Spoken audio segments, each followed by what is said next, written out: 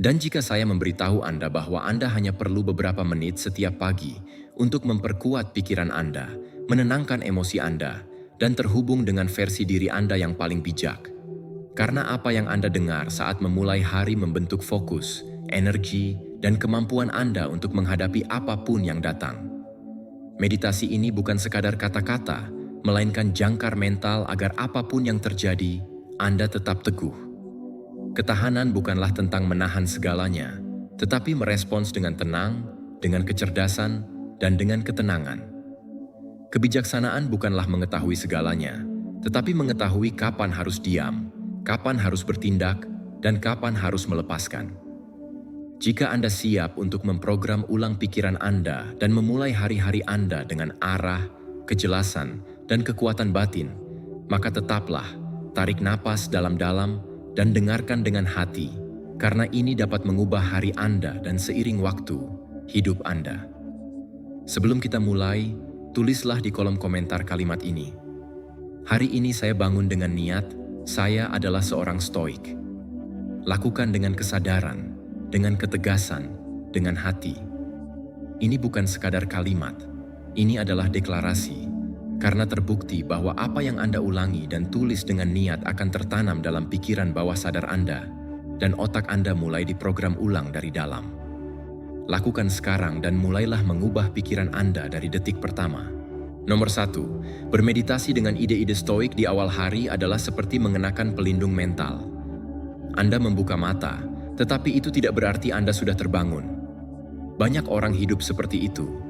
Mereka bangun, bergerak, melakukan sesuatu, tetapi di dalam masih tidur, tanpa arah, tanpa tujuan, dan tanpa kesadaran tentang siapa mereka dan kemana mereka pergi. Oleh karena itu, Anda perlu memulai hari Anda dengan cara yang berbeda, dengan meditasi stoik yang mengaktifkan pikiran Anda, membangunkan jiwa Anda, dan mengingatkan Anda bahwa Anda memiliki kekuatan untuk memilih bagaimana menjalani setiap momen. Karena jika Anda tidak mengambil kendali sejak dini, kekacauan dunia akan mengambil alih untuk Anda. Setiap pagi adalah kesempatan untuk menanam benih karakter Anda. Kata-kata pertama yang Anda dengar, pikiran pertama yang Anda beri makan, perasaan pertama yang Anda pilih untuk dipertahankan, semua itu membentuk takdir harian Anda. Jika yang pertama Anda lakukan adalah berlari ke ponsel, membuka media sosial, dan melihat apa yang diposting orang lain, Anda sudah menyerahkan pikiran Anda. Tetapi jika Anda memilih untuk memulai dengan refleksi stoik, sebuah kalimat dari Marcus Aurelius, sebuah ide dari Epictetus, atau sebuah afirmasi kekuatan, Anda sedang mengukir jiwa Anda sejak dini. Anda memberitahu alam semesta, hari ini saya tidak bereaksi secara impulsif. Hari ini saya bertindak dengan kesadaran. Dan Anda tidak memerlukan 1 jam untuk melakukannya.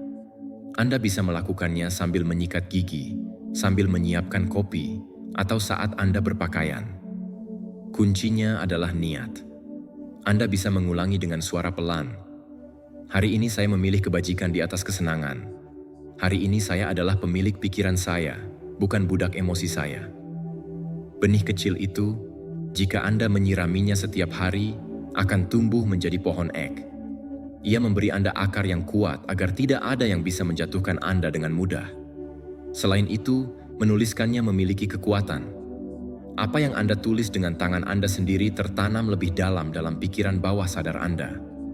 Jadi ambil selembar kertas dan tulis afirmasi yang mengingatkan Anda siapa diri Anda saat Anda berada dalam versi terbaik Anda. Mungkin sesuatu seperti, saya tidak terganggu oleh apa yang tidak saya kendalikan. Saya bertindak dengan kebijaksanaan, berbicara dengan niat, dan hidup dengan tujuan. Kalimat itu, jika diulang setiap pagi, akan menjadi jangkar Anda ketika badai datang. Dan disinilah keajaiban terjadi, karena apa yang awalnya tampak hanya sebagai ritual, seiring waktu akan menjadi identitas Anda.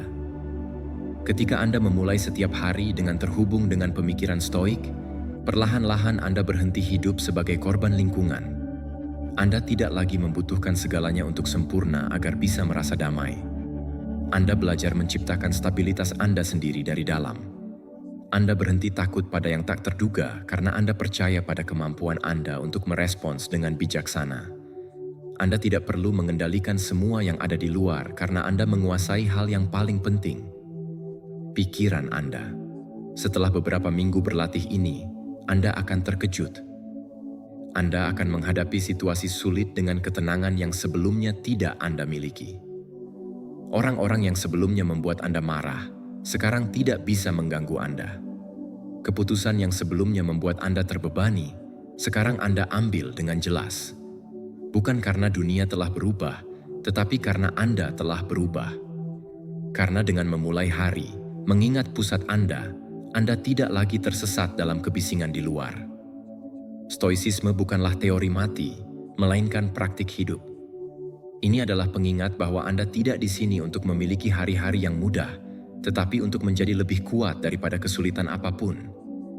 Ini adalah pemahaman bahwa setiap pagi adalah pertempuran mental baru, dan bahwa persiapan Anda menentukan kemenangan Anda. Jadi jangan anggap remeh. 5 menit refleksi itu dapat mengubah sisa 24 jam Anda. Dan jika Anda mengulangi itu setiap hari, Anda akan mengubah minggu-minggu Anda, bulan-bulan Anda, dan seluruh hidup Anda. Pikiran tidak diperkuat dengan motivasi sementara, tetapi diperkuat dengan pengulangan yang sadar. Dan meditasi stoik harian itu adalah latihan yang membentuk Anda. Itu adalah gym mental Anda. Setiap kata yang Anda dengar, setiap afirmasi yang Anda ulangi, setiap keheningan yang Anda hargai saat terbangun, semua itu mengubah Anda dan hasilnya sederhana, tetapi kuat. Pikiran yang jernih, emosi yang stabil, dan kehidupan yang dipandu oleh kebajikan, bukan oleh kekacauan. Itulah kebebasan sejati, dan itu dimulai setiap pagi dengan Anda dalam keheningan, dengan kesadaran. Nomor 2, diri Anda di masa depan akan berterima kasih. Setiap usaha yang Anda lakukan hari ini, lakukan untuk diri Anda sendiri. Bukan untuk pujian, bukan untuk pengakuan, bukan untuk suka, atau untuk tatapan orang lain. Lakukan karena akan tiba suatu hari ketika Anda akan berdiri di depan cermin dan melihat diri Anda dengan rasa syukur. Anda akan melihat diri Anda dengan rasa hormat. Anda akan melihat diri Anda dengan mengetahui bahwa Anda tidak mengecewakan diri sendiri. Bahwa Anda tetap teguh ketika lebih mudah untuk menyerah, bahwa Anda bangkit ketika tidak ada yang melihat, dan bahwa Anda terus tumbuh bahkan ketika Anda merasa terjebak. Diri Anda di masa depan akan berterima kasih, dan percayalah, tidak ada imbalan yang lebih baik dari itu. Orang-orang datang dan pergi. Hari ini mereka mengagumi Anda, besok mereka lupa. Hari ini mereka mendukung Anda, besok mereka mengkritik Anda. Anda tidak dapat membangun hidup Anda di atas validasi orang lain karena itu tidak stabil, rapuh, dan seringkali dangkal. Tetapi apa yang Anda bangun untuk diri sendiri dari disiplin, perjuangan, dan komitmen Anda, itu akan tetap, itu akan bersama Anda, dan meskipun tidak ada yang merayakannya, Anda akan merasakannya, mengalaminya, dan menikmatinya. Hari ini Anda merasa sulit untuk bangun pagi, belajar, berlatih, bekerja dalam keheningan, mengatakan tidak pada kesenangan sesaat, tetap fokus ketika tidak ada orang lain yang melakukannya. Saya tahu, rasanya seolah semua usaha itu tidak memiliki imbalan yang terlihat. Tetapi itulah intinya. Hadiah itu tidak segera datang, itu internal dan akumulatif. Setiap keputusan sulit yang Anda buat hari ini membentuk seseorang yang lebih kuat, lebih bijak, lebih siap. Dan suatu hari, tanpa Anda sadari, Anda akan melihat ke belakang dan berkata, "Terima kasih telah tidak menyerah. Terima kasih telah terus maju bahkan ketika itu menyakitkan." Lakukan untuk diri Anda di masa depan yang layak menikmati kehidupan yang lebih stabil, lebih sadar, dan lebih penuh berkat apa yang Anda bangun hari ini. Lakukan untuk versi diri Anda yang tidak akan meragukan nilainya, karena ia telah membuktikan dalam tindakan, bukan hanya dalam niat. Versi diri Anda yang akan memiliki kedamaian, bukan karena memiliki segalanya terpecahkan, tetapi karena tahu bahwa ia dapat menghadapi apapun yang datang. Penghargaan diri tidak diukur dengan trofi, tetapi diukur dengan ketenangan.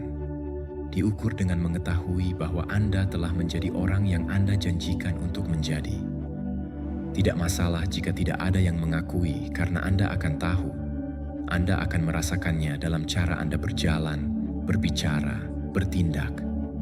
Anda akan bergerak dengan martabat, dengan kekuatan batin, dengan keseimbangan, dan itu tidak dapat diambil dari Anda. Jangan berharap motivasi abadi. Akan ada hari-hari kelabu, hari-hari kosong, hari-hari berat, dan disitulah karakter dibentuk, di mana Anda terus maju tanpa alasan, tanpa jalan pintas, tanpa mencari kambing hitam, karena Anda memahami bahwa semua yang Anda lakukan untuk diri Anda sendiri hari ini adalah investasi, bukan pengorbanan. Setiap buku yang Anda baca, setiap kebiasaan yang Anda perkuat, setiap emosi yang Anda pelajari untuk diatur, setiap menit yang Anda putuskan untuk digunakan untuk membangun dan bukan untuk mengalihkan perhatian, semua itu adalah modal yang terakumulasi dalam diri masa depan Anda. Dan modal itu akan ada untuk mendukung Anda ketika Anda membutuhkannya.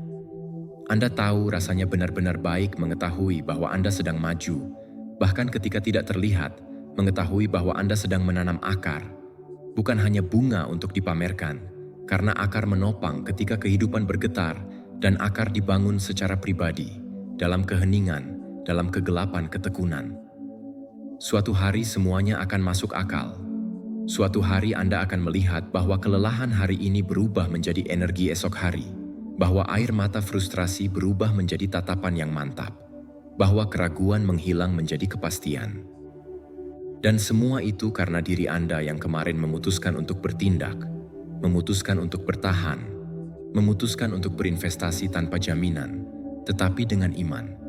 Dan di sana Anda akan memahami sesuatu yang dalam, bahwa rasa syukur terbesar tidak datang dari luar, tetapi dari dalam, dari Anda untuk diri Anda sendiri.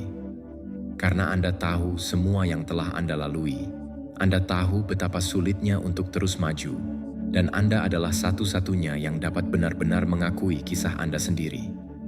Jadi teruslah, jangan berhenti, lakukan tanpa saksi jika perlu, tetapi lakukanlah karena suatu hari, di masa depan, ketika Anda berada dalam kedamaian, ketika Anda berada di tingkat yang lebih tinggi, ketika Anda merasa utuh, Anda akan mengingat momen ini dan memeluk diri Anda dengan bangga dan berkata, "Terima kasih karena meskipun tidak ada yang mengerti, Anda mengerti.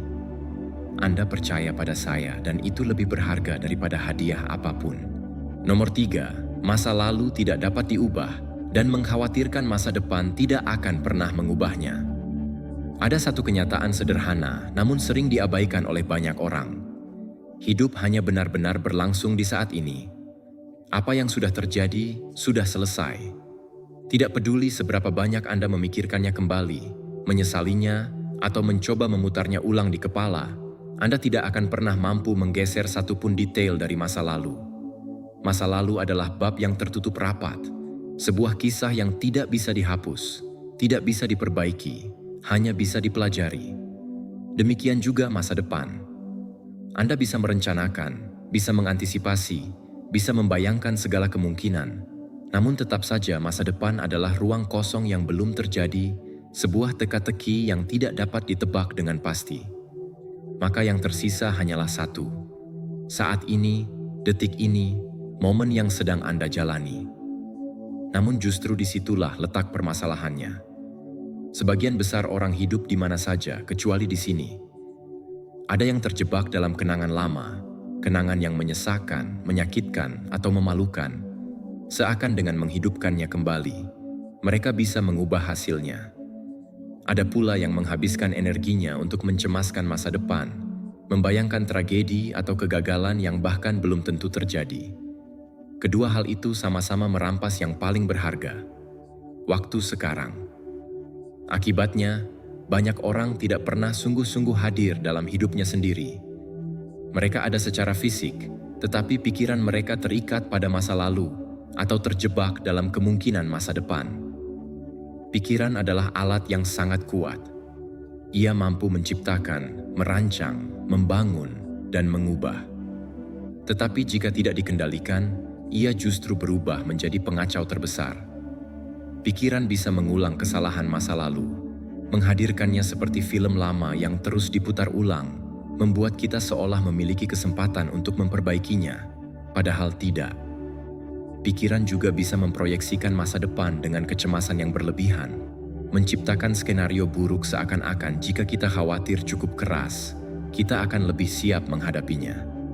Padahal tidak satu pun dari kedua hal itu berada dalam kendali kita. Kita hanya punya kendali atas apa yang kita lakukan sekarang, dengan apa yang kita miliki saat ini, di tempat kita berada saat ini. Bukan berarti masa lalu atau masa depan tidak penting. Mereka tetap memiliki tempatnya. Masa lalu adalah sekolah. Dari sana kita bisa belajar. Dari sana kita mengambil pelajaran berharga, pengalaman, dan kebijaksanaan. Tetapi setelah belajar, kita harus berani melepaskan. Membawa masa lalu terlalu lama hanya akan menjadi beban. Sementara masa depan adalah arah. Kita perlu menengok ke sana, menetapkan tujuan, merencanakan langkah. Namun kita tetap harus berjalan di sini. Karena bagaimanapun juga, setiap langkah nyata hanya bisa dilakukan di saat ini.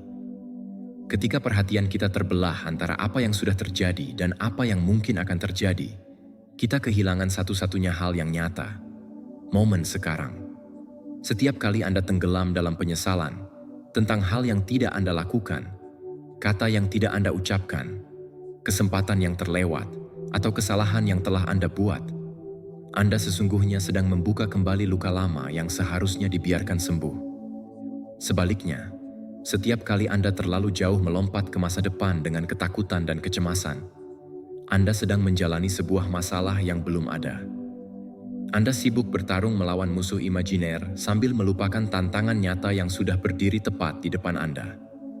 Itulah jebakan pikiran yang tidak pernah hadir. Jadi apa yang bisa dilakukan? Pertama, mulailah dengan mengamati pikiran Anda. Tidak semua yang muncul di kepala layak mendapatkan perhatian. Sadari bahwa Anda memiliki kemampuan untuk memilih. Ketika Anda menyadari pikiran sedang menyeret Anda ke masa lalu, tarik napas dalam-dalam dan katakan pada diri sendiri, "Itu sudah berlalu. Saya tidak bisa mengubahnya, tetapi saya bisa memilih apa yang saya lakukan sekarang." Ketika kecemasan tentang masa depan mulai menghantui, ulangi kalimat ini. Saya belum sampai di sana. Saat waktunya tiba, saya percaya saya akan siap menghadapinya. Dengan latihan itu, Anda sedang melatih diri untuk kembali ke pusat, ke saat ini, ke realitas yang benar-benar ada. Hadirlah dengan kesadaran penuh. Rasakan napas Anda. Rasakan tangan Anda. Perhatikan detail kecil di sekitar Anda. Bawa diri Anda ke momen nyata. Itulah jangkar Anda. Karena setiap tindakan sadar yang dilakukan di saat ini memiliki kekuatan lebih besar daripada 1000 pikiran acak tentang masa lalu atau masa depan. Inilah satu-satunya ruang di mana Anda bisa bergerak, bertindak, membuat keputusan, dan mengubah arah hidup Anda. Apa yang Anda lakukan di sini sekarang akan menjadi fondasi dari kenyataan yang Anda jalani esok hari. Ketika Anda berlatih hidup dalam saat ini, Anda akan melihat perubahan besar. Nomor 4, hidup tidak seserius yang dibuat oleh pikiran. Tarik napas. Tidak semuanya seburuk yang digambarkan oleh pikiran Anda. Terkadang masalahnya bukan pada apa yang terjadi di luar, tetapi pada cerita yang Anda ceritakan di dalam. Hidup pada dasarnya tidak seserius, kaku, atau berat seperti yang kita yakini. Kita yang mengisinya dengan beban, tuntutan, pikiran yang tidak berhenti, asumsi yang bahkan tidak akan terpenuhi. Dan pada akhirnya, apa yang hanya merupakan momen sementara, kita ubah menjadi badai yang tiada akhir, karena kita tidak tahu bagaimana melepaskan, tertawa, atau melihat dengan lebih ringan. Pikiran Anda seperti kaca pembesar. Ia dapat memperbesar apapun jika Anda membiarkannya tanpa kendali. Kesalahan kecil menjadi tragedi. Pendapat orang lain berubah menjadi penilaian pribadi. Penantian sederhana terasa seperti keabadian. Dan begitulah Anda hidup dengan hati tertekan, dada tegang, dahi berkerut, seolah-olah semua yang terjadi harus segera diselesaikan, seolah-olah hidup adalah kompetisi yang konstan. Tetapi tidak. Itu hanya pikiran yang berlari, menuntut, mendramatisasi. Lihatlah anak-anak, mereka memahami sesuatu yang Anda dan saya telah lupakan. bahwa hidup adalah permainan, bahwa yang penting adalah momen, bahwa tertawa pada diri sendiri adalah bentuk kebijaksanaan. Mereka jatuh, menangis, dan dalam beberapa detik sudah bermain lagi. Kita, di sisi lain, terjebak dalam sesuatu dari 5 tahun yang lalu dan tetap di sana, mengulanginya dalam kepala, seolah-olah kesalahan itu mendefinisikan semua yang kita miliki. Mengapa tidak sedikit melepaskan? Mengapa tidak belajar hidup dengan lebih lembut? Berlatih ringan bukan berarti mengabaikan tanggung jawab atau hidup dalam fantasi.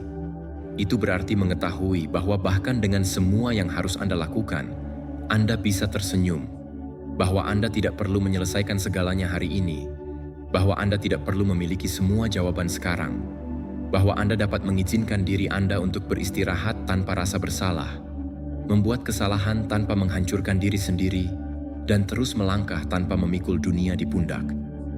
Amati dialog internal Anda. Betapa seringnya Anda berbicara keras pada diri sendiri. Betapa seringnya Anda menuntut, mengkritik, atau menekan diri Anda seolah-olah Anda adalah robot yang tidak bisa gagal. Tidak ada yang datang ke dunia ini untuk menjadi sempurna. Kita datang untuk belajar, mengalami, membuat kesalahan, dan tumbuh. Dan jika Anda tidak dapat melakukannya dengan senyuman, setidaknya lakukanlah dengan tenang. Mulailah merelaksasi pikiran Anda. Anda tidak perlu bereaksi terhadap segalanya. Tidak semuanya layak mendapatkan jawaban. Tidak semua yang Anda rasakan adalah kebenaran absolut. Beberapa emosi hanya perlu diperhatikan, tidak diberi makan. Beberapa pikiran hanya perlu lewat, tidak perlu tinggal. Dan Anda perlu lebih sedikit drama dan lebih banyak kehadiran. Luangkan waktu sejenak dalam sehari untuk menarik napas dalam-dalam dan berkata, "Tidak ada yang seburuk itu, semuanya berlalu. Saya di sini dan itu sudah cukup untuk saat ini." Lakukan ini ketika Anda merasa segala sesuatunya rumit. Lakukan ini ketika pikiran Anda berlari lebih cepat daripada tubuh Anda. Lakukan ini untuk mengingatkan diri Anda bahwa Anda hidup dan itu sudah merupakan hadiah. Ketika Anda belajar melihat hidup dengan lebih sedikit keseriusan, semuanya berubah. Anda tidak lagi menderita karena apa yang tidak sempurna. Anda tertawa pada kesalahan Anda, bersyukur untuk yang sederhana. Anda tahu selalu ada jalan keluar. Anda menjadi lebih fleksibel, lebih ringan, dan dalam kelincahan itu Anda mulai hidup dengan nyata.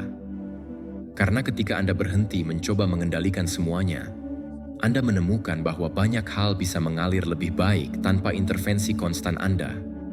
Bahwa kadang-kadang yang terbaik yang dapat Anda lakukan adalah membiarkan segalanya, percaya, bernapas, dan tersenyum. Jadi, lain kali pikiran Anda berteriak bahwa semuanya salah, bahwa Anda harus berlari, bahwa Anda tidak bisa berhenti, bahwa Anda membutuhkan lebih, tanggapi dengan tenang. Terima kasih telah mencoba melindungi saya, tetapi kali ini saya tidak akan mengikuti Anda. Kali ini saya memilih untuk menikmati, karena ya, hidup terus berjalan, dan Anda juga.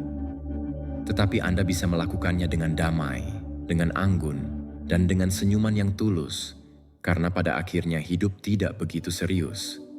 Anda adalah orang yang membuatnya berat, dan Anda juga adalah orang yang bisa membuatnya lebih ringan. Nomor 5. Hidup dengan baik adalah beradaptasi dengan bijak pada apa yang tidak dapat dikendalikan. Hidup bukanlah garis lurus, tidak bergerak sesuai rencana Anda, atau beradaptasi dengan harapan Anda. Dan itulah seni, belajar mengalir bersamanya, bukan menahannya. Apa yang nyaman hari ini mungkin menjadi tidak nyaman besok. Apa yang sebelumnya pasti bisa memudar dalam sekejap. Dan jika Anda tidak tahu bagaimana menyesuaikan diri, jika Anda tidak tahu bagaimana mengubah pikiran, sikap, dan energi Anda dengan lingkungan yang baru, Anda akan patah, bukan karena hidup itu keras, tetapi karena Anda berpegang pada apa yang sudah tidak ada. Ada orang-orang yang terus berjuang melawan kenyataan yang sudah berubah. Mereka bersikeras mempertahankan rutinitas, hubungan, pekerjaan, atau ide yang sudah tidak cocok dengan saat ini, dan semakin mereka berpegang, semakin mereka menderita. Karena hidup tidak menunggu, hidup tidak meminta izin untuk berubah, ia hanya melakukannya. dan Anda memiliki dua pilihan: melawan dan menguras diri Anda, atau beradaptasi dan tumbuh. Beradaptasi bukanlah menyerah. Itu adalah kecerdasan emosional. Ini adalah mengetahui kapan harus mengubah fokus, kapan harus memodifikasi strategi, kapan harus berhenti mendorong pintu yang jelas tidak akan terbuka. Ini adalah memiliki kerendahan hati untuk mengatakan, "Ini sudah tidak berfungsi, saya butuh jalan baru." Dan itu tidak melemahkan Anda. Itu memperkuat Anda, karena itu membuat Anda fleksibel, dan yang fleksibel tidak hancur. Ia bergerak, ia membengkok, ia beradaptasi dan melanjutkan. Segala sesuatu di alam beradaptasi. Sungai mengubah jalurnya jika ada batu. Pohon membungkukkan cabangnya. Jika angin bertiup kencang, hewan mengubah kebiasaannya untuk bertahan hidup dalam kondisi baru. Dan Anda, seberapa besar Anda bersedia untuk menyesuaikan diri tanpa kehilangan esensi Anda? Lihatlah hidup Anda dengan jujur. Apakah Anda berusaha memaksakan sesuatu yang sudah kadaluarsa? Apakah Anda berharap segalanya kembali seperti semula? Apakah Anda menunda keputusan karena tidak ingin melepaskan yang sudah dikenal?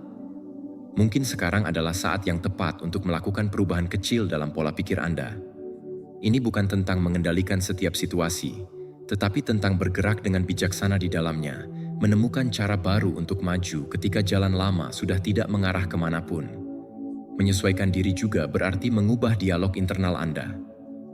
Terkadang, bukan lingkungan yang harus berubah, tetapi cara Anda memandangnya. Mungkin Anda tidak perlu melarikan diri dari situasi itu, tetapi melihatnya dari sudut pandang yang berbeda. Mungkin Anda tidak perlu mengundurkan diri, tetapi memodifikasi sikap Anda, karena seringkali perubahan yang sebenarnya tidak ada di luar, tetapi ada di dalam pikiran Anda. Dan semakin Anda mengembangkan kemampuan untuk menyesuaikan diri, semakin damai Anda merasa dengan diri Anda sendiri, karena Anda berhenti berjuang melawan hidup, berhenti menderita karena apa yang tidak dapat Anda kendalikan. Anda menjadi lebih terampil, lebih kreatif, dan lebih tangguh. Anda menemukan solusi yang sebelumnya tidak Anda lihat, karena Anda tidak lagi terhalang oleh frustrasi atau kebanggaan. Anda tersedia untuk yang baru.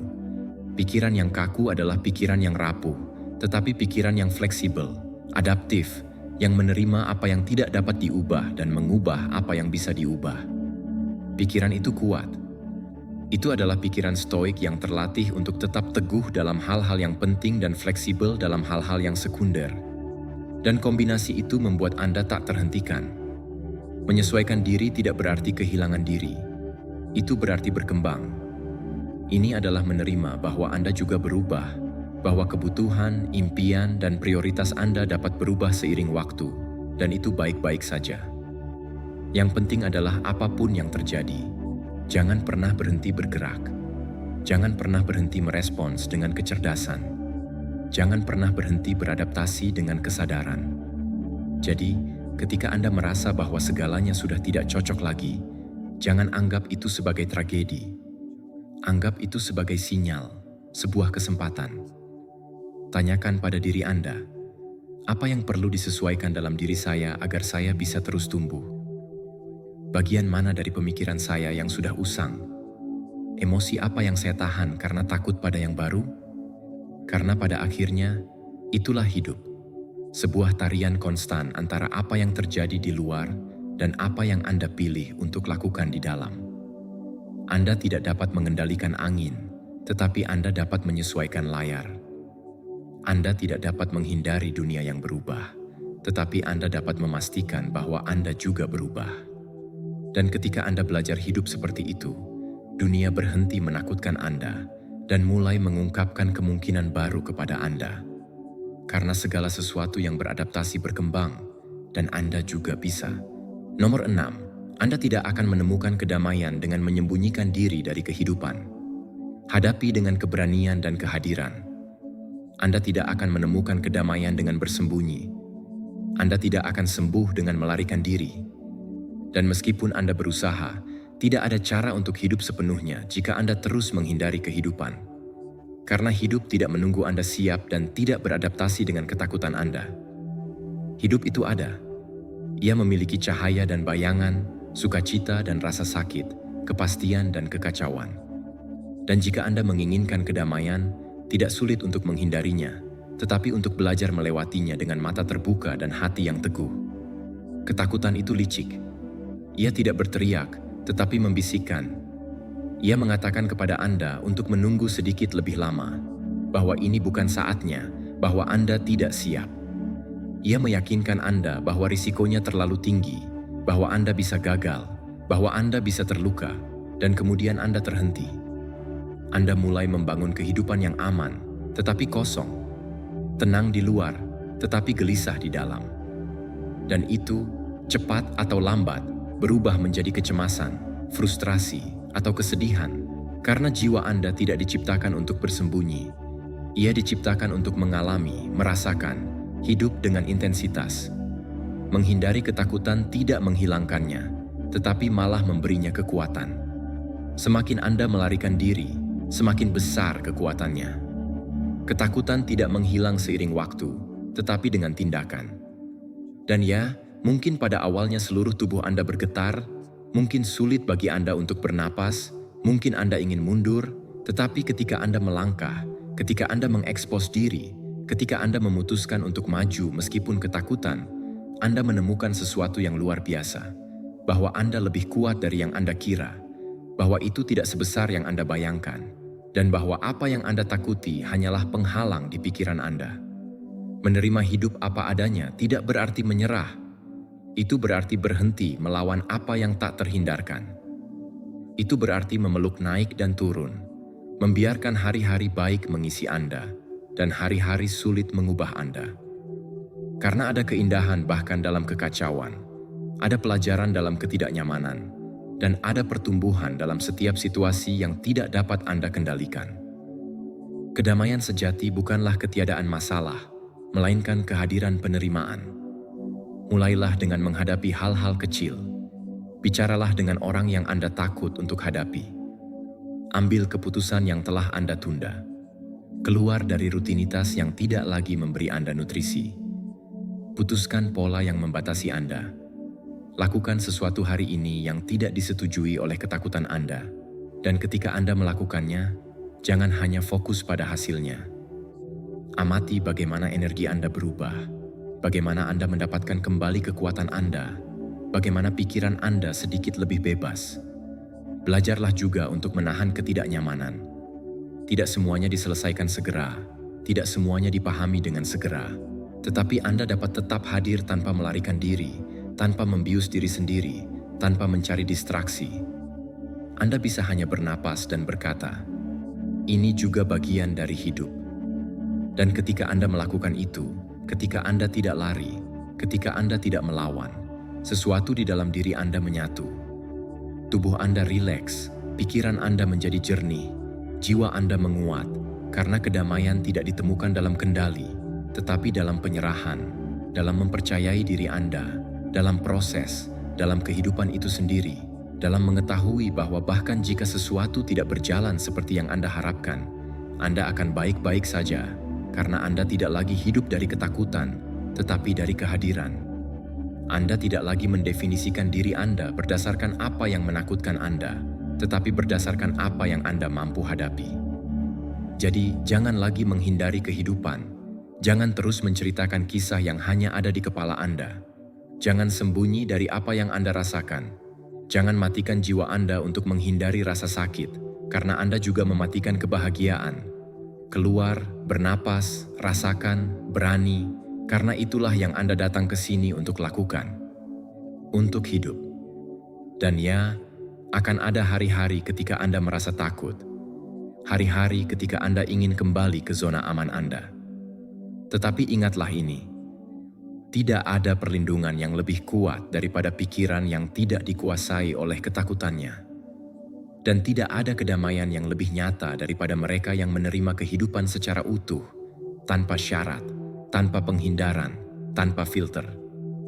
Hiduplah sepenuhnya, rangkul semuanya, bukan karena keberanian yang sempurna, tetapi karena komitmen kepada diri sendiri. Dan Anda akan melihat bagaimana langkah demi langkah ketakutan menjadi guru dan kedamaian menjadi teman setia. Nomor 7, satu-satunya alasan untuk melihat ke belakang adalah untuk mengakui seberapa jauh Anda telah melangkah. Lihatlah ke belakang, tetapi tidak untuk meratapi. Lihatlah ke belakang hanya untuk menyadari betapa jauh Anda telah pergi. Karena terkadang pikiran menipu Anda, membuat Anda berpikir bahwa Anda tidak maju, bahwa Anda terjebak, bahwa Anda masih di tempat yang sama, tetapi itu tidak benar. Anda telah tumbuh, Anda telah berubah, Anda telah mengatasi hal-hal yang sebelumnya Anda pikir akan menghancurkan Anda, dan itu layak diakui. Meskipun dalam keheningan, meskipun tidak ada orang lain yang melihatnya. Masa lalu tidak ada di sana untuk Anda hukum. Ia ada di sana untuk Anda mengamati evolusi Anda, untuk Anda mengingat bagaimana versi Anda sebelumnya dan bersyukur pada siapa Anda sedang menjadi. Karena tidak peduli berapa banyak kesalahan yang telah Anda buat, Anda juga telah membuat keputusan yang berani, telah mengambil langkah-langkah penting, dan menghadapi momen-momen gelap tanpa menyerah. Dan itu berharga. Itu berbicara tentang Anda, tentang karakter Anda, tentang kekuatan Anda. Tetapi hati-hati, melihat ke belakang tidak berarti hidup di sana. Itu bukan tentang terus menghidupkan apa yang tidak berhasil. Itu bukan tentang terjebak dalam apa yang tidak dapat Anda ubah. Ini hanya momen kesadaran, jeda untuk menghargai jalan yang telah Anda tempuh. Seperti saat Anda mendaki gunung, Anda berhenti sejenak, berbalik, dan melihat semua tanah yang telah Anda tinggalkan. Itu bukan untuk turun, tetapi untuk mengambil napas dan terus naik dengan lebih kuat. Anda harus memberi diri Anda izin untuk merayakan pencapaian kecil Anda. Jangan menunggu agar mereka menjadi besar untuk merasakan kebanggaan. Setiap kali Anda tidak menyerah, setiap kali Anda memilih yang benar, meskipun sulit, setiap kali Anda memutuskan untuk melanjutkan, Anda layak untuk mengakuinya, karena disitulah harga diri sejati dimulai, bukan dari apa yang Anda miliki, tetapi dari apa yang telah Anda atasi untuk sampai ke sini. Dan ketika Anda melihat diri Anda dengan jujur, Anda akan melihat bahwa Anda bukan orang yang sama seperti sebelumnya, bahwa Anda telah belajar, bahwa Anda telah matang, bahwa sekarang Anda melihat segala sesuatu dari tingkat kesadaran yang berbeda. Dan jenis pertumbuhan seperti itu tidak selalu terlihat di luar, tetapi terasa di dalam. Anda menyadari bahwa Anda tidak bereaksi dengan cara yang sama, bahwa Anda tahu bagaimana menetapkan batasan, bahwa Anda memiliki lebih banyak kejelasan tentang apa yang Anda layak dapatkan dan apa yang tidak. Itulah jenis kemajuan yang mengubah hidup. Merenungkan masa lalu dari tempat pengakuan ini memberi Anda dorongan, menghubungkan Anda dengan kekuatan internal Anda. Karena jika Anda berhasil keluar dari tempat gelap sebelumnya, Anda juga dapat menghadapi tantangan yang Anda hadapi sekarang. Anda bukan orang yang lemah, Anda bukan orang yang kurang.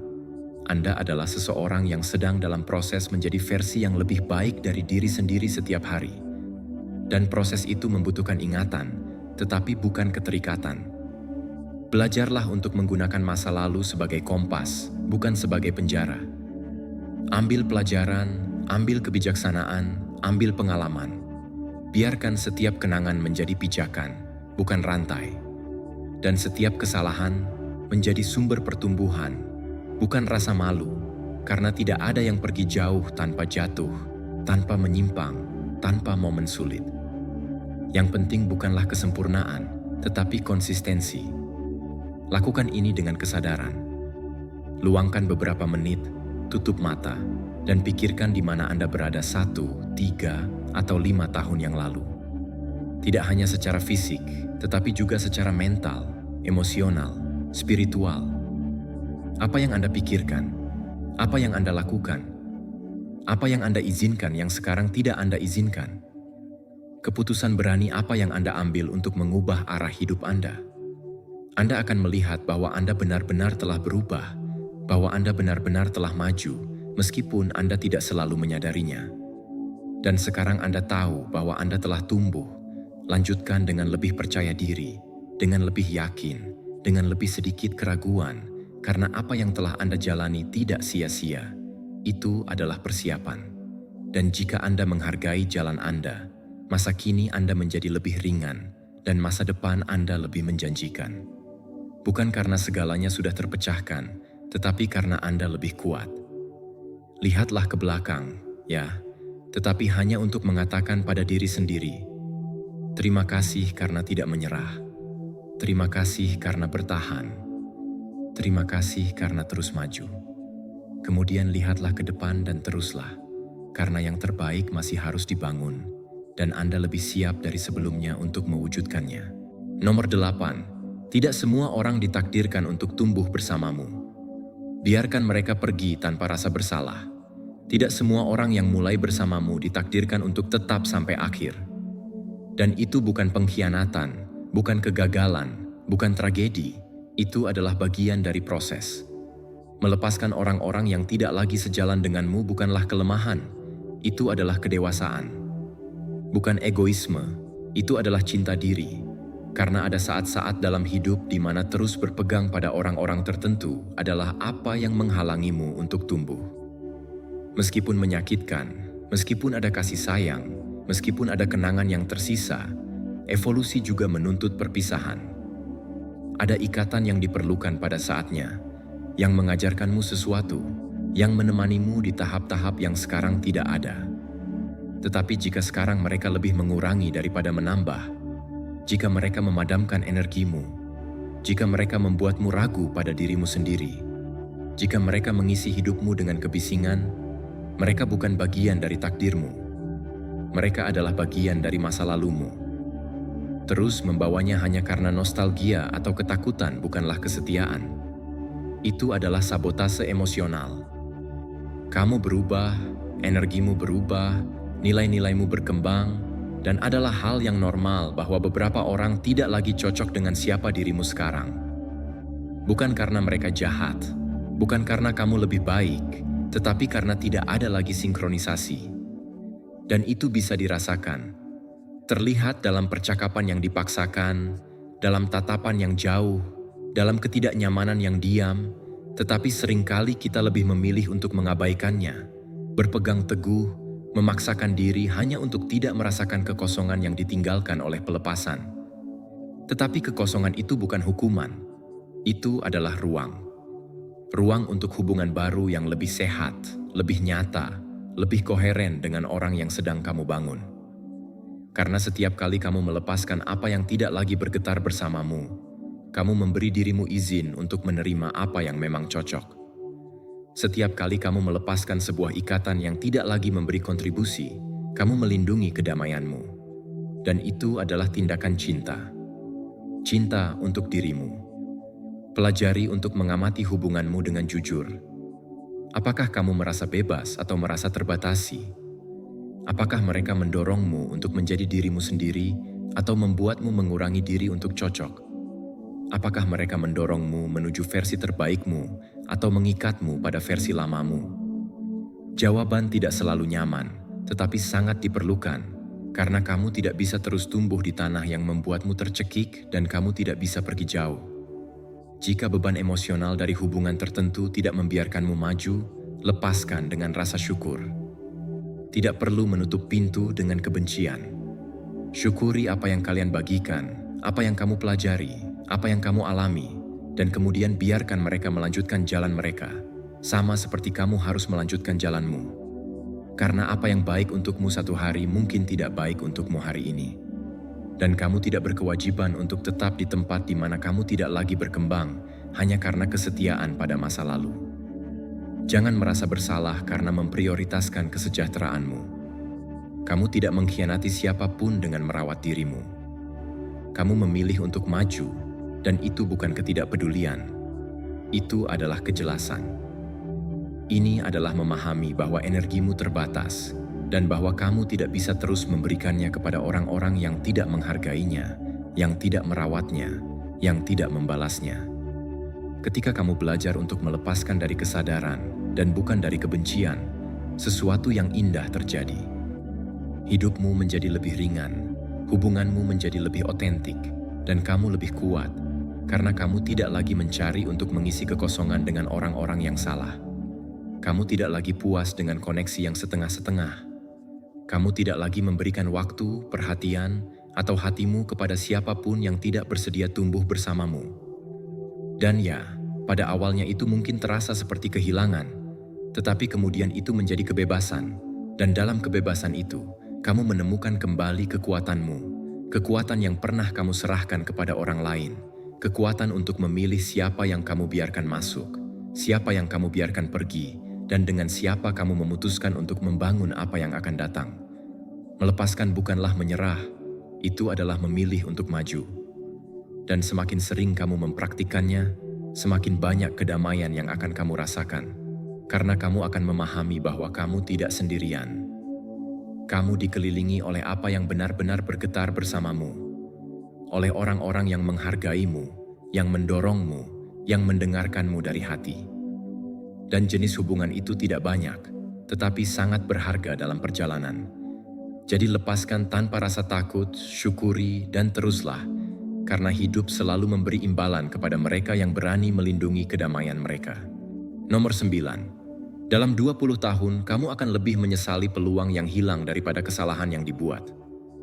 Dalam 20 tahun, kesalahan yang kamu buat tidak akan terasa seburuk saat kamu tetap diam.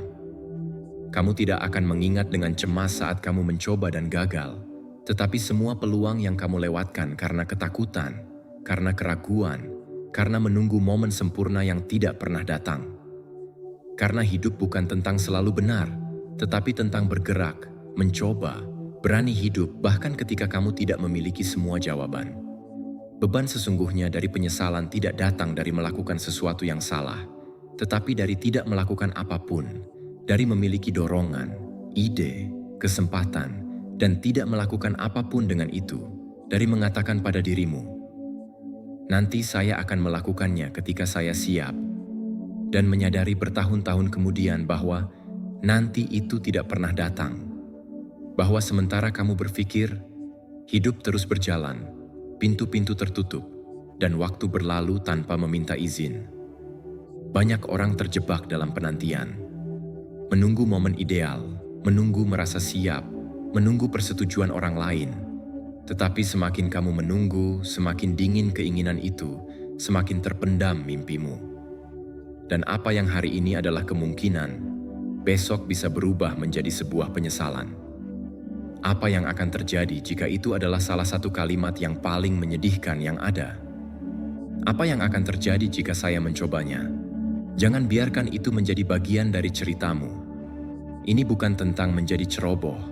Ini tentang menjadi berani, bertindak meskipun dengan ketakutan, mengambil langkah itu bahkan ketika kamu tidak melihat seluruh jalan. Karena kejelasan seringkali tidak datang sebelum bergerak, tetapi setelahnya.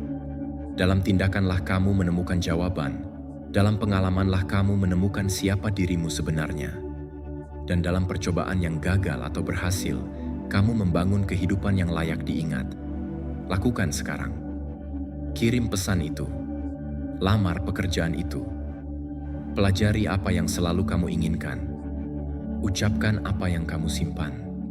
Mulailah proyek yang telah kamu impikan selama berbulan-bulan. Jangan tunggu lagi karena tidak ada jaminan untuk besok. Dan apa yang hari ini tampak sulit, seiring waktu akan menjadi lebih sulit lagi. Tidak karena faktor eksternal, tetapi karena jiwamu mulai padam ketika tidak berani hidup. Dan tahukah kamu apa yang paling menarik? Ketika kamu mengambil langkah yang sangat kamu takuti, dunia tidak runtuh, hidupmu tidak hancur. Sebaliknya, sesuatu terbangun di dalam dirimu. Kamu merasakan bahwa kamu hidup, bahwa kamu hadir, bahwa kamu bergerak, dan itu memberimu energi, arah, tujuan, karena jiwamu dirancang untuk maju, bukan untuk terjebak dalam kenyamanan yang disamarkan sebagai keamanan. Pengalaman, meskipun tidak berjalan sempurna, mengajarkanmu, memperkuatmu, memperluasmu. Dan seringkali, hanya dengan mencoba sudah menjadi kemenangan, karena kamu mengalahkan pikiranmu sendiri, yang selalu memberitahumu bahwa ini bukan saatnya, bahwa kamu tidak cukup, bahwa kamu tidak memiliki yang diperlukan. Setiap kali kamu bertindak, meskipun ada suara-suara internal itu, kamu melemahkan mereka, dan setiap kali kamu terhenti, kamu membuat mereka semakin kuat. Pikirkan tentang dirimu di masa depan, versi itu yang akan melihat ke belakang dengan mata penuh kenangan. Kenangan seperti apa yang ingin kamu berikan padanya? Kenangan hidup dengan intensitas, dengan keberanian, dengan keteguhan, atau kenangan tentang dirimu yang tetap di zona nyaman, sementara hidup berlalu di depanmu seperti kereta yang tidak pernah kamu naiki. Pilihan itu kamu buat hari ini, dengan setiap keputusan, dengan setiap langkah yang kamu ambil atau yang kamu putuskan untuk tidak ambil. Kamu tidak perlu memiliki semuanya terpecahkan, kamu hanya perlu bergerak. Kesempurnaan adalah musuh kemajuan, dan waktu tidak berhenti untuk menunggumu. Jadi lakukanlah. Ambil langkah pertama itu. Langkah kedua akan terungkap setelahnya. Dan jika kamu melakukan kesalahan, jika tidak berjalan seperti yang kamu harapkan, setidaknya kamu akan tahu bahwa kamu telah mencoba, bahwa kamu hidup, bahwa kamu berani. Karena pada akhirnya kenangan yang paling kuat tidak akan datang dari apa yang kamu hindari, tetapi dari apa yang kamu berani lakukan. Dan itu akan cukup untuk hidup dengan hati yang damai dan mata yang penuh cerita. Nomor 10. Semakin tua kebiasaan, semakin keras pertarungannya. Kebiasaan buruk tidak muncul begitu saja. Mereka menyusup secara diam-diam, menyamar sebagai kenyamanan, rutinitas. Tidak ada yang terjadi. Pada awalnya mereka tampak tidak berbahaya. Melewatkan satu hari latihan, menunda proyek itu, memeriksa ponsel berjam-jam, tidur larut setiap malam, berbicara buruk tentang dirimu sendiri tanpa menyadarinya, dan kemudian tanpa kamu sadari, pengulangan kecil itu menjadi gaya hidup. Hidup yang semakin menjauh dari apa yang sebenarnya kamu inginkan. Yang paling berbahaya dari kebiasaan buruk bukanlah apa yang dilakukannya sekali, tetapi apa yang ditimbulkannya ketika menjadi norma. Itu menjadi otomatis, tidak terlihat, menyatu dengan identitasmu, dan ketika kamu menyadarinya, kamu sudah terjebak dalam siklus yang menguras energimu, membatasi potensimu, dan mensabotase kemajuanmu. Tetapi karena tidak langsung menyakitkan, kamu membiarkannya berlalu. Karena tidak membawa konsekuensi serius saat itu, kamu mentolerirnya. Dan dengan demikian kamu kehilangan waktu, fokus, dan tujuan tanpa menyadarinya. Ada orang yang tidak mencapai apa yang mereka impikan, bukan karena mereka tidak berbakat, tetapi karena mereka tidak memutuskan kebiasaan yang menghambat mereka. Kebiasaan buruk seperti menunda, membandingkan diri secara konstan, mencari gratifikasi instan, menyerah pada ketidaknyamanan pertama, atau sekadar menunda hal-hal penting untuk nanti. Dan setiap keputusan itu, meskipun tampak kecil, membangun sebuah realitas yang mungkin tidak kamu suka, tetapi yang kamu sendiri pelihara setiap hari. Memutuskan kebiasaan buruk tidaklah mudah. Pikiranmu menolak, tubuhmu protes karena mereka terbiasa dengan jalan yang lebih nyaman. Tetapi nyaman bukanlah sinonim dengan baik. Yang nyaman seringkali adalah apa yang membuatmu terjebak. Yang tidak nyaman adalah apa yang mengubahmu. Dan inilah rahasianya. Ini bukan hanya tentang berhenti melakukan sesuatu. Ini tentang menggantinya. Kamu tidak bisa menghilangkan kebiasaan buruk dan meninggalkan kekosongan. Kamu harus mengisinya dengan yang baru, yang membangunmu alih-alih menghancurkanmu. Mulailah dengan mengidentifikasi titik lemahmu. Apa yang kamu lakukan setiap hari yang kamu tahu tidak membantumu? Apa yang kamu ulangi berulang kali, meskipun kamu sudah melihat bahwa itu tidak membawamu kemana-mana? Tulis itu. Lihat dengan jujur, tanpa alasan, tanpa berputar-putar. Karena apa yang tidak kamu akui tidak bisa kamu ubah. Kemudian pikirkan, apa yang bisa saya lakukan sebagai gantinya? Jika kebiasaan burukmu adalah tidur larut dengan melihat media sosial, gantilah dengan rutinitas istirahat yang sadar.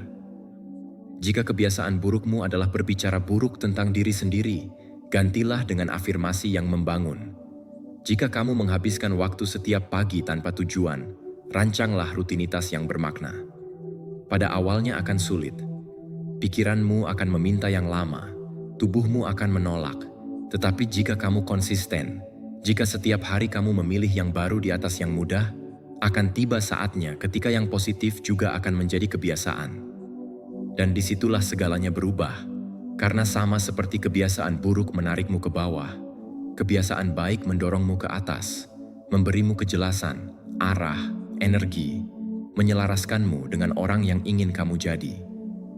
Kamu tidak perlu mengubah segalanya sekaligus. Mulailah dengan satu kebiasaan negatif yang kamu putuskan untuk mengubah satu keputusan setiap hari, satu tindakan sadar, karena setiap kemenangan kecil adalah deklarasi identitas. Ini adalah pikiranmu yang mengatakan, kita sedang berubah, kita sedang maju, kita sedang membangun sesuatu yang lebih baik. Dan seiring waktu, sesuatu yang lebih baik itu menjadi kenyataan baru. Kamu bukan kebiasaan burukmu. Kamu tidak terkutuk untuk mengulanginya selamanya. Tetapi kamu membutuhkan komitmen. Kamu membutuhkan niat. Kamu membutuhkan disiplin. Karena tidak ada yang berharga yang dibangun tanpa usaha. Dan hidupmu, tujuanmu, kesejahteraanmu berharga untuk usaha itu. Jadi lihatlah dirimu dengan jujur dan juga dengan belas kasih. Ya, mungkin kamu telah memberi makan kebiasaan yang telah menyakitimu, tetapi kamu juga memiliki kekuatan untuk menciptakan yang baru. Pilih dengan sadar. Gantilah apa yang menghambatmu dengan apa yang mendorongmu, dan kamu akan melihat bagaimana sedikit demi sedikit lingkunganmu berubah, energimu membaik, dan pikiranmu menjadi sekutumu. Kebebasan sejati dimulai ketika kamu memutuskan untuk berhenti menjadi budak bagi alasanmu sendiri. Dan itu dimulai hari ini dengan sebuah pilihan, dengan sebuah langkah, dengan tekad untuk meninggalkan apa yang tidak lagi berguna, untuk memberi tempat bagi apa yang benar-benar kamu layak dapatkan. Nomor 11. Kepercayaan adalah hak istimewa, bukan kesopanan otomatis. Tidak semua orang yang tersenyum padamu ada di sisimu. Tidak semua orang yang mendengarkanmu melakukannya karena cinta yang tulus. Tidak semua orang yang mengelilingimu pantas untuk mengetahui pikiran terdalammu atau memiliki akses ke dunia batinmu. Kepercayaan tidak diberikan, tetapi diperoleh. Dan belajar untuk membedakan siapa yang layak mendapatkan akses itu ke dalam hidupmu adalah salah satu cara paling kuat untuk melindungi kedamaianmu. Kita hidup di dunia di mana banyak orang berpura-pura dekat, tetapi sedikit yang mempraktikkan kesetiaan, di mana kadang-kadang apa yang kamu bagikan dalam momen kerentanan berakhir digunakan untuk melawanmu. Dan itu tidak berarti kamu harus hidup curiga terhadap semua orang, tetapi itu berarti kamu tidak bisa pergi melalui hidup membuka jiwamu dengan kepolosan. Pikiranmu, hatimu, emosimu, tidak untuk diekspos kepada siapapun. Ada orang yang hanya dekat karena kenyamanan, yang berpura-pura tertarik ketika sebenarnya mereka mencari informasi, yang memvalidasi kamu selama kamu berguna bagi mereka, tetapi menghilang ketika kamu tidak lagi berguna. Dan jika kamu tidak belajar untuk mengamati, membaca di antara baris, berdiam diri ketika perlu, kamu akan berakhir kelelahan oleh hubungan yang tidak pernah otentik sejak awal. Kepercayaan adalah seperti kunci, dan kamu memutuskan kepada siapa kamu memberikannya. Tidak karena seseorang berbicara dengan indah berarti kamu bisa percaya. Tidak karena mereka mengenalmu selama bertahun-tahun berarti mereka tidak bisa mengecewakanmu.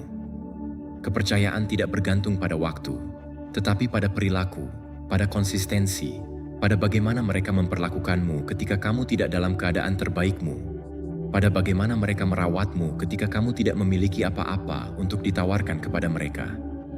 Ada tanda-tanda yang tidak bisa kamu terus abaikan. Orang yang tertawa atas apa yang kamu ceritakan dengan serius. Orang yang meminimalkan rasa sakitmu, yang membandingkan kamu, yang menghakimi daripada memahami, yang berkata, hitunglah padaku, tetapi tidak pernah ada ketika kamu benar-benar membutuhkannya. Jika kamu memikirkannya, kamu sudah tahu, hanya saja kamu tidak ingin menerimanya. Karena terkadang melepaskan kedekatan yang palsu lebih menyakitkan daripada tetap terikat pada ilusi bahwa seseorang benar-benar peduli padamu. Kamu tidak perlu dikelilingi oleh banyak orang. Kamu perlu dikelilingi oleh yang tepat. Oleh mereka yang tidak berbicara tentangmu di belakangmu, yang tidak menggunakan kesalahanmu sebagai senjata, yang tidak diam-diam bersaing denganmu. Oleh mereka yang menghargaimu bahkan dalam ketidaksetujuan, yang mendukungmu tanpa merendahkanmu, yang memberitahumu kebenaran meskipun itu sulit. Orang-orang seperti itu langka, tetapi mereka ada. Dan untuk menemukannya, pertama-tama kamu perlu menyaring mereka yang tidak. Belajarlah untuk berdiam diri. untuk mengamati lebih banyak daripada berbicara, untuk mendengarkan bagaimana orang lain berbicara tentang orang lain ketika mereka tidak hadir, karena begitulah mereka juga akan berbicara tentangmu. Belajarlah untuk tidak menceritakan segalanya, bukan karena kamu memiliki rahasia, tetapi karena tidak semua orang memiliki kedewasaan untuk menjaga apa yang kamu bagikan. Ceritamu layak mendapatkan rasa hormat, emosimu layak mendapatkan perhatian, dan kepercayaanmu layak mendapatkan timbal balik. Ketika kamu mulai melindungi dunia batinmu, hubunganmu berubah menjadi lebih dalam, lebih nyata. Ini bukan lagi tentang kuantitas, tetapi tentang kualitas. Kamu tidak lagi lelah menjelaskan dirimu, membenarkan dirimu, membela dirimu, karena kamu dikelilingi oleh mereka yang memahami tanpa kamu banyak bicara, oleh mereka yang menghargaimu bahkan dalam keheninganmu, oleh mereka yang tidak perlu melihatmu kuat untuk tetap tinggal. Dan itu, jaringan kepercayaan yang tulus itu, memberimu kekuatan, memberimu kedamaian, memungkinkanmu menjadi dirimu sendiri tanpa topeng, tanpa rasa takut, tanpa keraguan, karena kamu tahu bahwa kamu berada di ruang yang aman. Dan jenis hubungan itu tidak dibangun dengan cepat, tetapi dibudidayakan dengan waktu, dengan koherensi, dengan saling menghormati. Jadi jangan takut untuk menetapkan batasan, untuk menjauh dari apa yang tidak memberimu kepercayaan, untuk menutup pintu kepada mereka yang tidak tahu bagaimana menjaga apa yang kamu berikan. Kepercayaanmu bukanlah hadiah otomatis, itu adalah hak istimewa. Dan siapapun yang mengkhianatinya tidak layak mendapatkannya. Dikelilingi oleh mereka yang menambah, bukan oleh mereka yang menguras. Oleh mereka yang ada saat kamu bersinar, tetapi terutama saat kamu padam. Dan selalu ingat, kamu memutuskan kepada siapa kamu membiarkan masuk. Dan keputusan itu bisa mengubah segalanya. Nomor 12, buatlah uang bekerja untuk kedamaianmu, bukan untuk egomu. Uang bukanlah tujuan, itu hanya alat. Alat yang seharusnya membantumu menjadi lebih bebas, bukan membuatmu menjadi lebih terikat. Tetapi apa yang terjadi hari ini adalah bahwa banyak orang hidup untuk uang, berlari mengejarnya, terobsesi dengan itu, mengukur diri mereka berdasarkan seberapa banyak yang mereka miliki, berdasarkan apa yang bisa mereka beli, berdasarkan bagaimana mereka terlihat, dan dengan demikian mereka kehilangan esensi. Karena ketika kamu menjadikan uang sebagai pusat hidupmu, kamu berakhir terjebak dalam perlombaan tanpa akhir, di mana tidak pernah cukup, di mana selalu ada yang kurang, di mana jiwa menjadi lelah meskipun saldo bank tumbuh. Epictetus mengatakannya dengan jelas, bukan orang yang kaya yang memiliki banyak, tetapi orang yang membutuhkan sedikit. Kekayaan sejati tidak terletak pada pengumpulan, tetapi pada membebaskan diri dari kebutuhan yang konstan. Terletak pada kemampuan untuk mengatakan, saya tidak perlu lebih banyak untuk merasa damai. Karena jika kedamaianmu bergantung pada uang, maka kedamaianmu memiliki harga. Dan itu bukan kebebasan. Itu adalah ketergantungan yang berpura-pura menjadi kesuksesan. Uang seharusnya memberimu pilihan, bukan kecemasan. Seharusnya memberimu waktu untuk bersama orang-orang terkasih, kesehatan untuk merawat diri, ruang untuk menciptakan, untuk beristirahat, untuk hidup sesuai dengan nilai-nilaimu. Tetapi jika seluruh harimu berputar di sekitar memproduksi, menghabiskan, berpura-pura, maka kamu telah menjauh dari tujuan yang sebenarnya. Karena uang bisa membelikanmu tempat tidur, tetapi tidak memberikanmu istirahat. Bisa membelikanmu obat-obatan, tetapi tidak memberikanmu kesehatan. Bisa membelikanmu kemewahan, tetapi tidak memberikanmu makna. Dan itulah yang sering dilupakan. Tanyakan pada dirimu dengan jujur, untuk apa saya ingin uang? Untuk mengesankan orang lain atau untuk merasa bebas? Untuk mengisi kekosongan atau untuk menciptakan kehidupan yang mencerminkan saya? Karena jika kamu tidak jelas tentang untuk apa, kamu akan berakhir bekerja seumur hidup untuk memiliki barang-barang yang bahkan tidak kamu butuhkan, dikelilingi oleh orang-orang yang tidak memberikanmu kontribusi, dan jauh dari dirimu sendiri. Mendefinisikan kembali hubunganmu dengan uang adalah tindakan kesadaran. Ini adalah memahami bahwa nilaimu tidak diukur berdasarkan pendapatanmu, bahwa kamu tidak perlu memiliki segalanya untuk bahagia, bahwa seringkali apa yang memberikan kedamaian paling banyak bukanlah menambah, tetapi melepaskan. Melepaskan utang, komitmen kosong, perbandingan, dan mulai berinvestasi dalam apa yang benar-benar penting. Pengalaman, kesehatan, waktu, hubungan yang nyata, pertumbuhan pribadi. Kamu tidak datang ke dunia hanya untuk memproduksi. Kamu datang untuk hidup. Dan hidup bukanlah menumpuk barang, tetapi menciptakan momen yang mengisi, keputusan yang merefleksikan dirimu, ikatan yang memberdayakanmu. Itu tidak berarti uang itu buruk. Sebaliknya, itu diperlukan, tetapi harus menempati tempatnya tidak sebagai tuan, tetapi sebagai pelayan, bukan sebagai tujuan, tetapi sebagai sarana. Investasikan dalam apa yang membuatmu lebih bebas. Belajar untuk berkata tidak pada tekanan sosial untuk berpura-pura sukses. Belajar untuk menghargai apa yang sudah kamu miliki sebelum pergi setelah apa yang tidak kamu butuhkan. Belajar untuk menabung bukan karena ketakutan, tetapi karena visi. Belajar untuk membelanjakan dengan tujuan, dan di atas segalanya, belajar untuk menikmati tanpa bergantung pada konsumsi yang konstan. Karena semakin banyak kamu bergantung pada hal-hal eksternal untuk merasa utuh, semakin rapuh kesejahteraanmu. Pada hari kamu memahami ini, kecemasan finansial akan menurun. Karena kamu tidak lagi mencoba mengisi kekosongan dengan pembelian, kamu tidak lagi bersaing dengan siapapun, kamu tidak lagi berlari untuk mendapatkan persetujuan. Kamu hidup sesuai dengan prinsip-prinsipmu. Dan itu adalah kekayaan. Kekayaan yang tidak diukur dengan angka, tetapi dengan kedamaian. Terkadang lebih sedikit adalah lebih.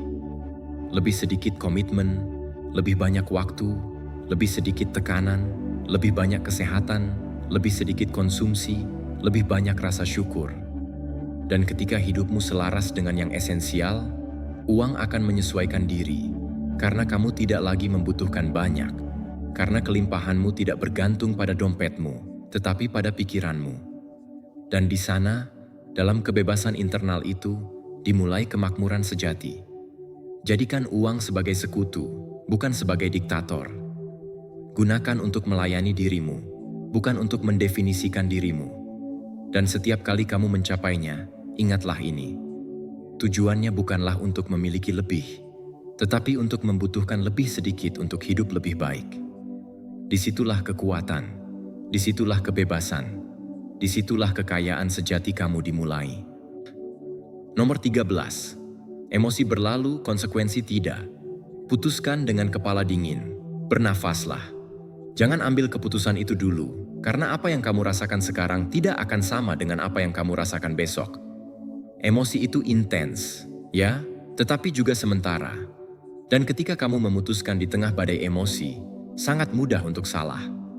Kamu bisa berakhir mengucapkan hal-hal yang tidak kamu pikirkan, menutup pintu yang tidak ingin kamu tutup, melepaskan hal-hal berharga, atau berpegang pada apa yang seharusnya kamu lepaskan. Semua itu terjadi karena kamu tidak tahu cara menunggu. Ketika kamu marah, segalanya tampak lebih besar dari yang sebenarnya. Ketika kamu sedih, segalanya tampak lebih gelap. Ketika kamu cemas, segalanya tampak mendesak. Dan ketika kamu terluka, kamu melihat semuanya sebagai ancaman.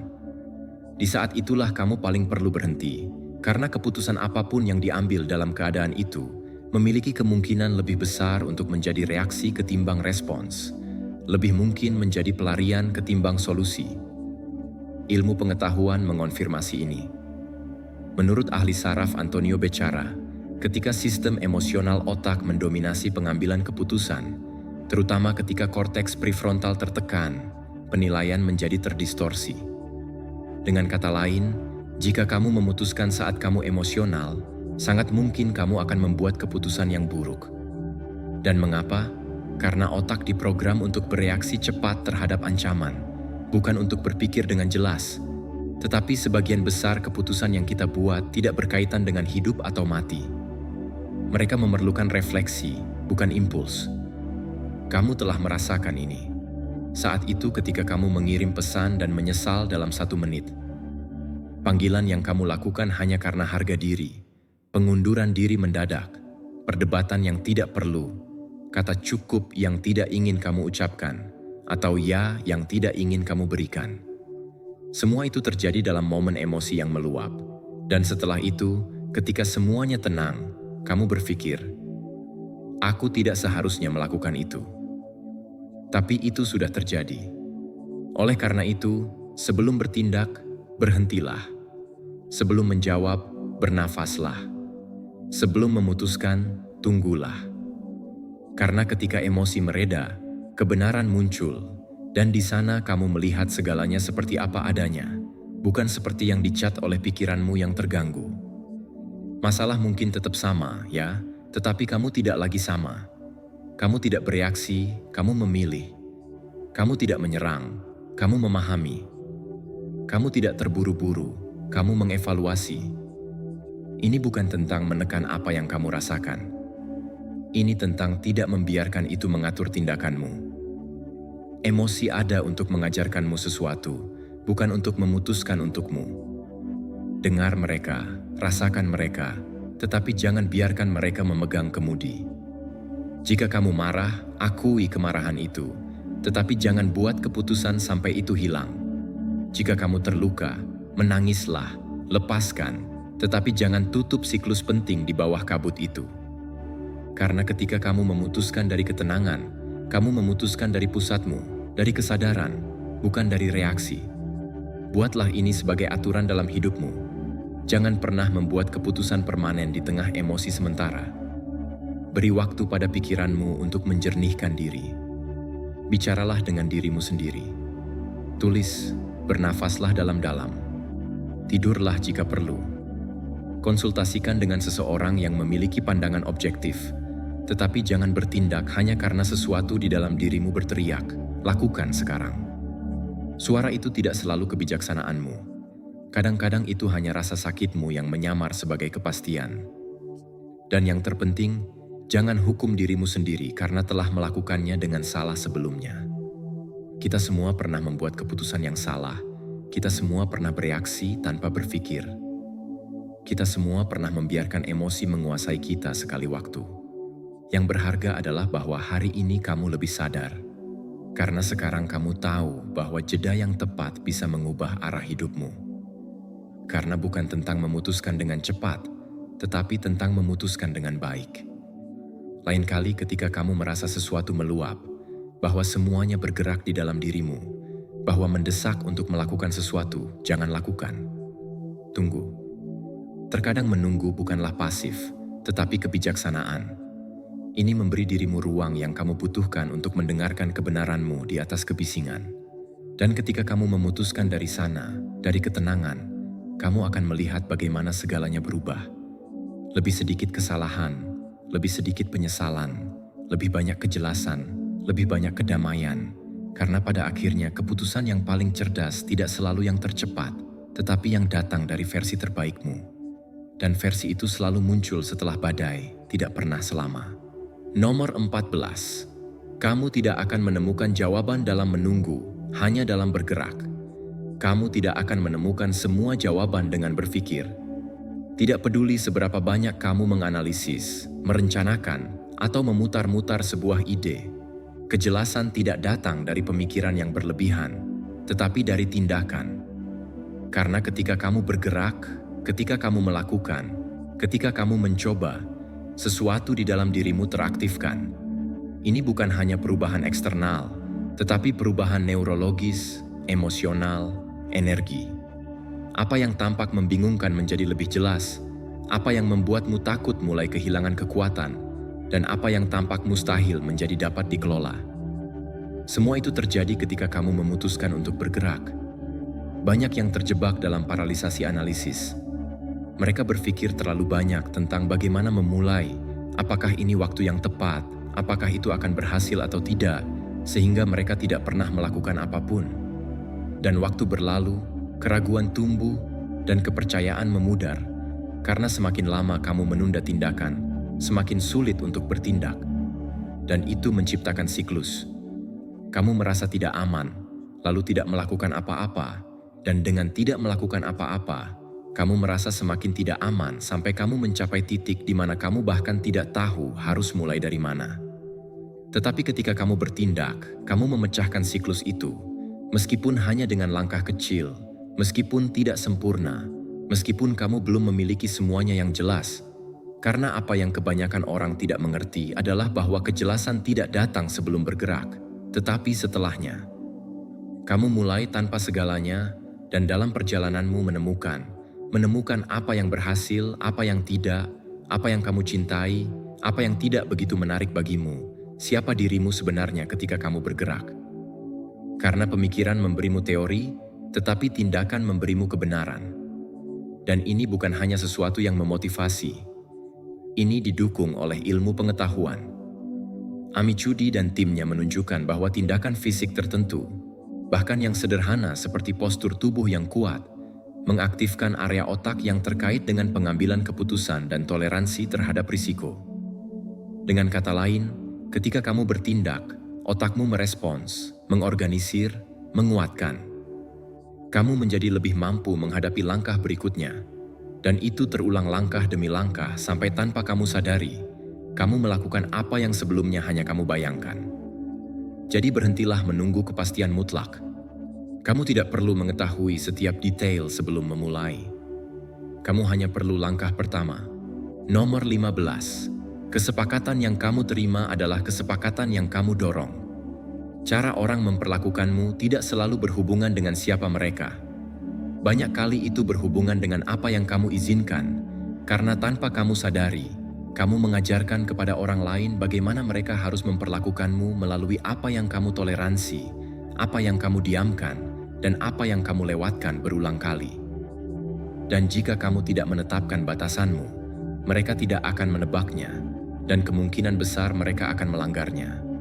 Hormat dimulai dari dirimu. Jika kamu sendiri tidak menghargai dirimu, jangan harap orang lain melakukannya. Jika kamu tidak membela waktumu, emosimu, ruangmu, kebutuhanmu, tidak ada yang akan melakukannya untukmu. Dan ini bukan sombong, ini martabat, bukan arogan, ini kesadaran diri. Karena ketika kamu tidak merawat dirimu, kamu mengirim pesan kepada dunia yang mengatakan, tidak apa-apa jika aku diabaikan, jika aku disela, jika aku diminta lebih dari yang bisa aku berikan. Dan itu seiring waktu menjadi rutinitas emosional yang merusak. Batasan bukanlah hukuman, tetapi jembatan. Mereka adalah cara yang sehat untuk melindungi diri tanpa menyerang siapapun, untuk mengatakan, sampai di sini, tanpa perlu berteriak, untuk menunjukkan kepada orang lain bahwa kamu peduli pada hubungan itu, tetapi kamu juga peduli pada dirimu. Ilmu pengetahuan mendukung ini dengan jelas. Menurut penelitian seperti yang dilakukan oleh Smith dan Wysoki, penetapan batasan yang sehat terkait langsung dengan harga diri yang lebih kuat dan hubungan yang lebih sehat.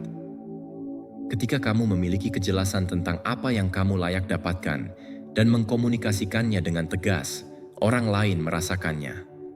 Dan jika mereka tidak menghormatinya, maka kamu tahu siapa yang harus ada dan siapa yang tidak dalam lingkaranmu. Seringkali masalahnya bukanlah bahwa orang tidak menghormati kamu, tetapi bahwa kamu tidak menetapkan batasan ketika seharusnya, dan kemudian kamu dipenuhi dengan kemarahan, frustrasi, dan kekecewaan. Tetapi pesan itu kamu yang menyampaikannya. Mungkin dengan diam, mungkin dengan senyuman yang dipaksakan, mungkin dengan tidak apa-apa yang kamu katakan, sementara di dalam dirimu merasa terluka. Tetapi setiap kali kamu diam di hadapan ketidakhormatan, kamu memberi izin kepada orang lain untuk mengulanginya. Mulailah menetapkan batasanmu dari hal-hal sehari-hari. Ketika seseorang terus-menerus menginterupsi, beritahu mereka bahwa kamu perlu mereka mendengarkan. Ketika seseorang selalu terlambat dan membuatmu menunggu, ingatkan mereka bahwa waktumu juga berharga. Ketika seseorang melanggar batas emosional, bahkan dengan lelucon, berhentilah dan jelaskan bahwa itu tidak sesuai denganmu. Kamu tidak perlu bersikap agresif, hanya jelas, karena batasan yang tidak diungkapkan tidak ada, dan apa yang tidak kamu tuntut dengan tenang, waktu akan memaksamu untuk menuntutnya dengan rasa sakit. Orang-orang akan menguji. Mereka akan mengamati sejauh mana mereka bisa pergi denganmu, bukan karena keburukan, tetapi karena inilah dinamika manusia. Jika kamu memberi mereka segalanya tanpa timbal balik, mereka akan meminta lebih. Jika kamu tidak berbicara ketika kamu merasa tidak nyaman, mereka akan berpikir itu baik-baik saja. Dan jika kamu terus memberi kesempatan tanpa konsekuensi, mereka akan terus gagal tanpa merasa khawatir. Tetapi ketika kamu menetapkan batasanmu, sesuatu akan berubah. Energi kamu berubah, bahasa kamu berubah, harga diri kamu berubah. Kamu tidak lagi meminta hormat. Kamu menuntutnya dari kedamaian. Dan orang-orang yang benar-benar menghargaimu akan menyesuaikan diri. Mereka memahaminya dan tumbuh bersamamu. Mereka yang tidak akan menjauh. Dan itu juga merupakan berkah, karena lebih baik sendirian daripada dikelilingi oleh mereka yang merendahkanmu. Ingatlah selalu, kamu mengajarkan bagaimana orang harus memperlakukanmu dengan kata-katamu, dengan keputusanmu, dengan apa yang kamu izinkan, dan dengan apa yang kamu koreksi. Dan setiap batasan yang kamu tetapkan tidak menjauhkanmu dari orang lain, tetapi mendekatkanmu kepada dirimu, menegaskan dirimu, melindungimu, menyelaraskanmu dengan apa yang memang kamu layak dapatkan. Jadi jangan takut untuk membuat orang merasa tidak nyaman dengan sebuah batasan. Takutlah untuk hidup tidak nyaman karena tidak menetapkannya, karena kesejahteraanmu, kedamaianmu, dan harga dirimu tergantung padamu. Dan jika kamu tidak menghormati dirimu sendiri, jangan harap orang lain melakukannya untukmu. Mulailah hari ini. Tetapkan batasan pertama, meskipun suaramu bergetar, karena disitulah rasa hormat dimulai milikmu. Dan ketika kamu menghormati dirimu sendiri, dunia pun belajar untuk melakukannya juga. Jika kamu telah sampai di sini, itu bukan kebetulan. Itu berarti kamu berkomitmen pada dirimu, pada pertumbuhanmu, untuk bangun setiap hari dengan lebih banyak niat dan kebijaksanaan. Jadi tuliskan ini, perkuat dalam pikiranmu dan dalam jiwamu.